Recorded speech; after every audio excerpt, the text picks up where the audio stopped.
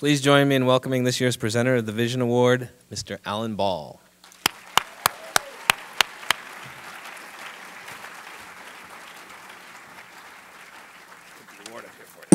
Thank you.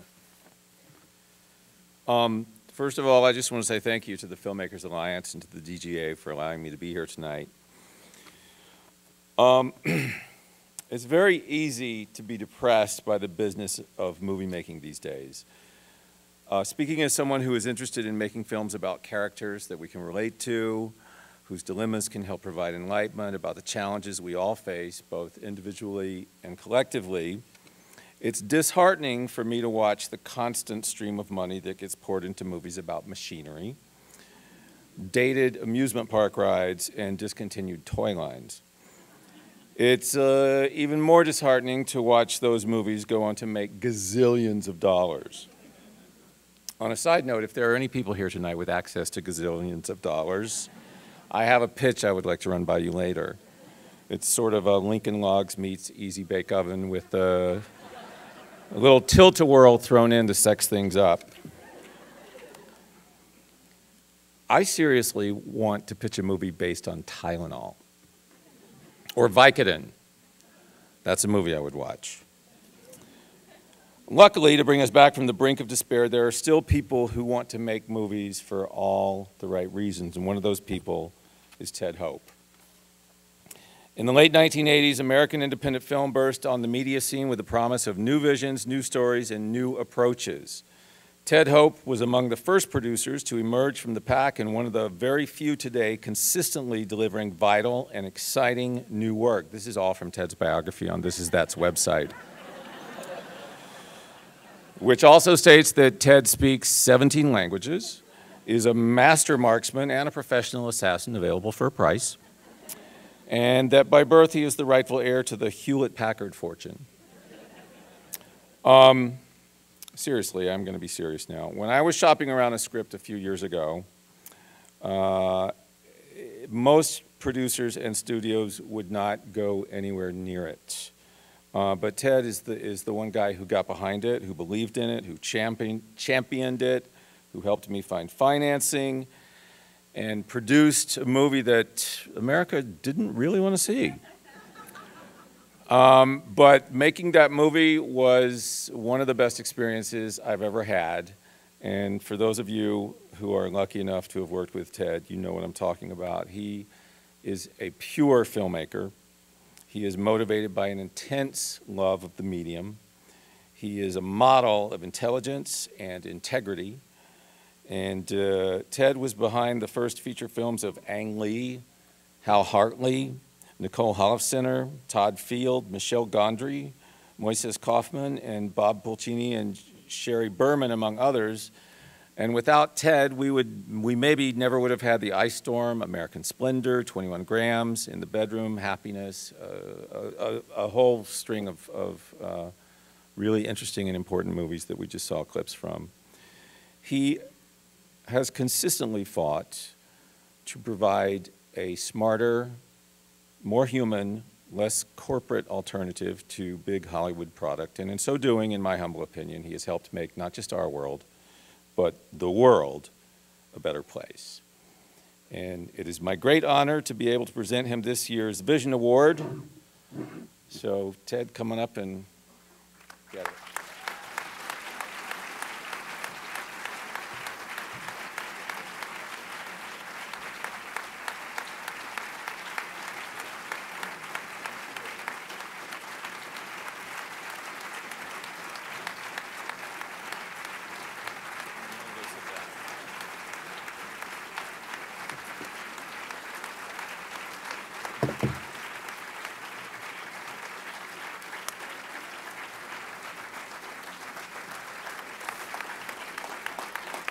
Thank you.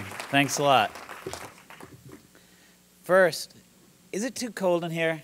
Because I was shivering right there, and if we could warm it up a little bit, or at least someone could give my wife a jacket to wear since I had to take mine back, that would be great. Thank you, Alan.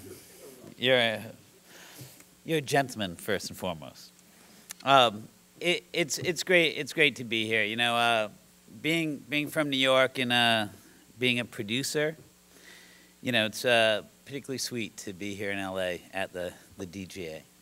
So, and you know, it's fitting that the invite comes from the Filmmakers Alliance, you know, because, well, first I, you know, looked at the list of the folks that got this before me, which are pretty lofty folks, you know, the people that inspired me, from Terry Gilliam and Wim Wenders and Werner Herzog, and people's work I truly love, like David O. Russell's. And I was like, wait a second, I can't. That's not me. I shouldn't be here. But the fact that it's actually to be here with all of you filmmakers, you know, who are aligned together, I'm grateful. I'm grateful. I was asked to be here about a year ago, the same location, to talk about the current state or disaster that is independent film.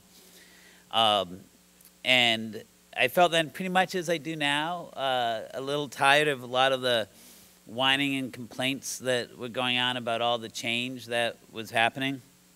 I mean, I recognize it's really hard to see anything positive in the, you know, with this economy, or in a culture that places profits ahead of people, you know, a land that doesn't guarantee affordable education or health care. You know, and actually all that stuff really does affect filmmaking in a big way. And that makes all this, you know, barrage of change that's affected the film business seem really small. But I always still think it's good to hit some of that negative stuff first, so I have to do it. You know, because look, you know, with all the work that's getting produced, we have to still look at what we're facing. You know, the collapse of at least the mainstream distribution of art and specialized films. You know, the collapse of print journalism and all those film critics who used to champion our work or had a platform to champion it on. You know, a complete lack of public funding for the arts in this country. You know, the consolidation of media along corporate lines, and still dealing with all this little stuff of you know, format wars from within corporate media. You know, we've watched, you know, the Pirate Bay deliver a much better format for the viewing of films than what our industry has been able to offer.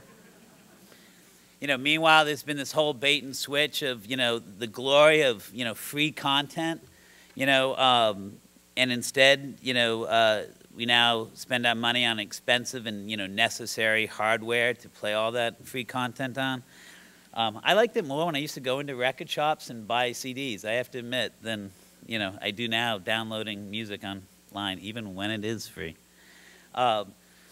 You know, but then there's also what Alan just raised, you know, the corporate film industry's complete rejection of original material in favor of that pre-branded content. You know, that I wanted to use some jokes like that because someone did tell me the other day that I'd have much better luck pitching the Dixie Cup movie than I would anything that I had in my slate. You know, but all that stuff that's going wrong, you know, it's you know, yes, there's some cause for alarm there, but I'd like to just take, I don't know, 10 minutes to, I'll try to keep to that, to speak about what I think is a really great opportunity before us. You know, it's that opportunity that brought me here before, and I think brought me to the attention of Jacques and Amanda, and it was true 9 months, and it's even more true now. I'd like to celebrate. You know, I'm here mostly to celebrate the unique and diverse work that is truly independent film. But as much as about the stuff that we have to say, I think that we have to pay even more attention to the process by which we say it.